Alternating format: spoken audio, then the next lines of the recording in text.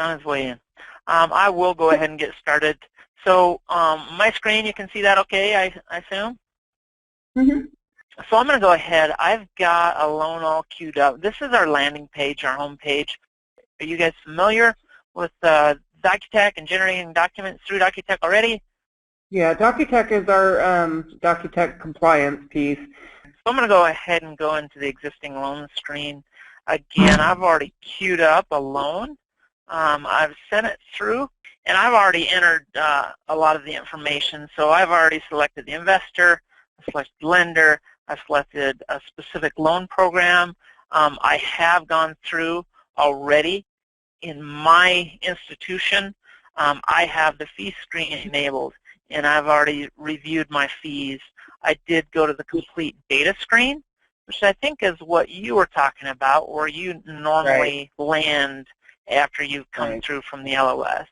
Okay? Correct. So I've done that already, and I've got this document package all ready to go. I'm going to go ahead and focus a lot. Most of what I'm going to focus on is the 4506T stuff. However, I did want to start with this list, and I'm going to send out an e-sign distribution. Okay, so I'm going to send out a package, and I'm just going to do a portion of this package. Okay, so I'm going to focus on, I'm going to do the 4506T, and I'm going to do a couple of Patriot Act disclosures.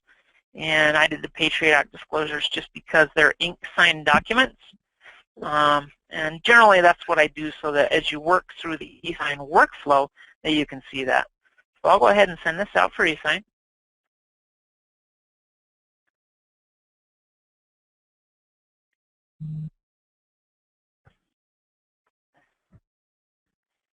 So I put my address in.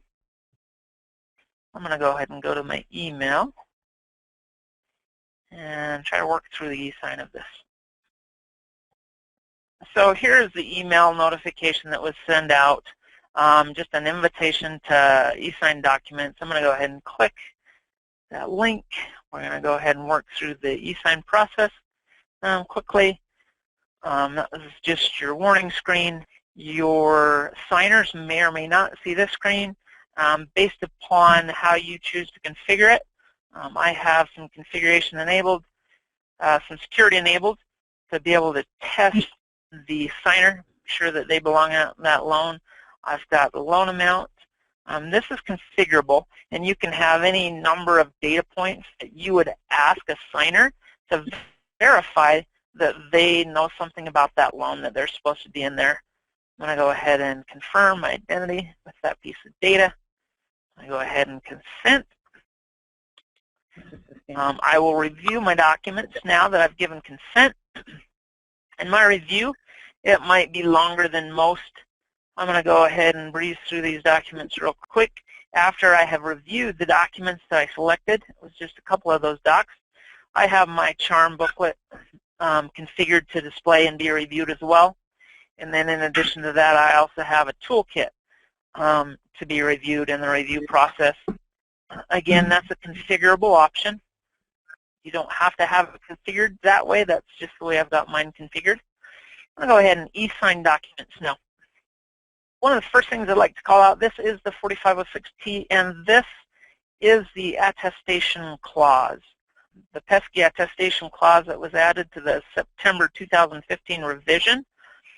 Part of this form, you'll notice that I can click to sign here, but if I click to sign, it's not going to allow me to continue through the process until I've actually checked this box, this attestation clause. If you submit a 4506T form to the IRS and it doesn't have that box checked, even though the document is signed, they won't give you tax documents for that borrower. You've got to have that checkbox checked. And so as part of the way that we did e-sign for 4506T, we made sure that this was required and that you're not allowed to continue unless you have that checkbox checked. I'll go ahead now that I've done that. I signed it, and there was just the one signature. Again, this is just a 4506T, and I also added a Patriot Act disclosure. I'll go ahead and submit that. And you can see that I've come to the ink signed documents portion of the workflow.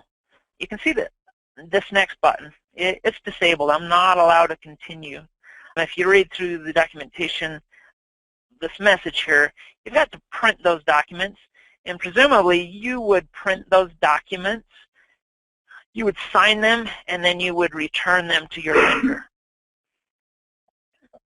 We'll go ahead and go to the next, and we are now complete. So one of our signers has signed that request to sign a 4506T document. Okay? I'm going to switch gears, and we're going to put our other hat back on. We are going to act again as the lender, as that lender party. And I come to the home screen to show you at the top of my screen, kind of at the top there, there's this verification link. Okay, this verification link is short for income verification, and that is how you access the queue for documents that are waiting for you to determine you're ready to order. So we're going to go ahead and go into that queue. Now you can see here, this is a fairly simple screen. I've got a few filtering options. The default filter is just for today's date. If I were to, I'll go back a little ways and set my filter, change that a little. This might be more representative of what an actual user would see. I would imagine that they might have many loans in their queue, and you're looking through there to find a specific loan that you may be ready to order documents for. I'll go ahead and narrow my queue again so I can get specifically to that loan that we just pushed through. On this, you can see that it has a status of pending. Anything that has a 4506T in the package that has been e-signed will be returned here to this queue, and it is per borrower. So I had Han on here, and if Leah were to sign as well, you would see another row, another entry specifically for that borrower, and it would also have a status of pending. Now, once you've hit the point in your process where you're ready to order tax documents, you can continue through by clicking, if you see this legend at the top, there's this E to order. I'll go ahead and click that. And what happened there is we actually stripped the data off of the e-signed 4506T form. We pre-populate it into this little pop-up screen for the data that's there. So you can see that the previous address is blank. It was not populated. And that's because on the 4506T form, that information was not populated. If you had entered this information in your LOS and it came through and was imported into Conformex, it would have been on your document and it would be pre-filled in this form right now. I'm going to go ahead and select a specific set of forms to order. In 40, we're going to do a return transcript. I'm going to keep it at a couple of years. You'll notice this notification CC address. This email address is the address that the 4506T vendor will notify when the tax documents have come back from the IRS and are ready for retrieval. I'm going to go ahead and submit that. And basically what's happening right now is that we're gathering specific data to be able to send to a 4506T vendor. So for instance, we need to retrieve the 4506T that's been e-signed. We need to retrieve the audit log for that 4506T that's been e-signed. We're also bundling up all of the data that was associated with that file. They're tamper sealed, the 4506T that's e-signed and the audit trail, they're all tamper sealed, and then we send that off to the vendor, and then we receive a message back that they successfully received that order. You can see that the status has been up. It was previously pending. It's now a status of order accepted. And that is basically it.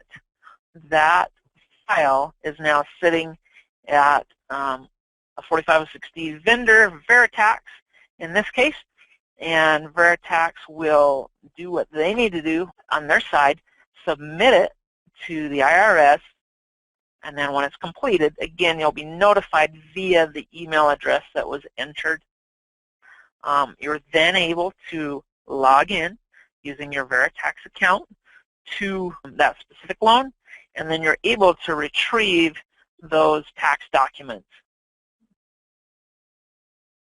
Real quick, so we are going to another website to gather the documents after they've been e-signed and come back from the IRS. Correct. You would go to Veritax's site. You've already got an account established with them. We're simply a pass-through. We would pass your credentials in here, username, password, things of that nature, and then we send it through on your behalf to that vendor. Is there any future thoughts of having that ingested back into LOS, or is it just we're going to be going out to Veritax, getting that information, saving it as an electronic document, and then if we are in an imaging state, we would save that in our LOS? Yeah, that's the way that it works today. We're definitely to having a deeper integration with 4506T partners, whereby maybe they would push those documents back to us, and then we would perhaps be able to do an LOS pushback event or something of that nature. So that's definitely something we're open to. You know, nothing that we have out of the box today, no functionality along those lines. And then you just stated 4506 companies. Is this the only company that you're currently integrated with, and are you looking at other companies? It's not the only company that we've integrated with. We do have some other integrations. I know that we have our clients use many different 4506T companies. We use Equifax. I'm curious to know if you're looking at Equifax at all. I do have contact information, and I have spoken with Equifax before regarding this. We don't have a current integration with them. You know, again, we've integrated with other vendors and are definitely open to that. Generally, what we look for is something, again, for an established client between two companies, and then it makes sense to spend the money to develop an integration. Okay. Go ahead. We have one more question. Does Veritax ever do the Social Security verification, or are they only 4506? No, we do verification of employment, identity, assets, and income. So we do all types of verification. You'll do the Social Security Administration verification for us? Okay, perfect. We do. But that has to be still wet signed, or can you do it e-signed? That has to be wet signed. That's per the SSA. Okay. Okay, and then so we wouldn't order that through Docutech. We would go straight to Veritax to order that. Is that right? Yeah, so you could print the SSA. Thus, we have the SSA documents. Yeah. And you could print that and then send it to the borrower. Borrower would have to have a method of ink signing it, and once they've ink signed it, then it would be a matter of how to get that back to the lender and then get it submitted to Veritax. Thank you.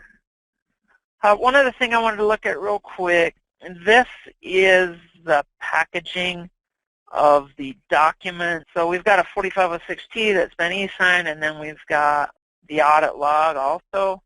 I'll go ahead and open one of those real quick. I don't know how familiar you are with Adobe and kind of some of the telltale signs of what's going on, but this particular blue bar at the top, this is an indication that this is a tamper evident seal has been placed on this document.